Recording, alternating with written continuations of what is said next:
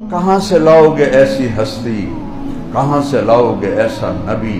تو آپ اسی کرتے، اسی چادر، اسی لکڑی والی جوتے کے ساتھ پہلا آسمان، دوسرا، تیسرا، چوتھا، پانچواں، چھٹا، ساتواں، پھر پہلے آسمان پر آدم علیہ السلام کھڑے تھے استقبال کرنے کے لیے، اور دوسرے آسمان پر عیسیٰ علیہ السلام، یحییٰ اور زکریا، تیسرے آسمان پر یوسف علیہ السلام، چوتھے آسمان پر یونس علیہ السلام، پانچویں آسمان پر ہارون علیہ السلام، چھٹے آسمان پر موسیٰ علیہ السلام، ساتویں آسمان پر گئے، ایک شخص ملے ایسے بیٹھے ہوئے، سفید داڑھی، ناف تک آئی ہوئی۔ تو آپ نے پوچھا جبریل یہ کون ہے؟ کہ یہ آپ کے دادا ابراہیم ہیں۔ ہمارے نبی چل کے گئے، کیا سبق دیا؟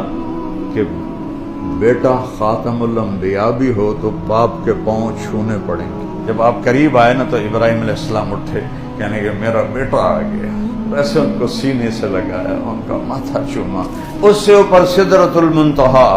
جبریل خود بولے یا رسول اللہ میرا پاسپورٹ ویزا اتنے ختم ہو گیا، آپ جانے آپ کا رب جانے۔ تو عرش کے در کھلے اور میرے نبی کا پاؤں پڑا، اور میرے رب نے پردے ہٹا کر کہا السلام علیک ایھا النبی ورحمۃ اللہ وبرکاتہ۔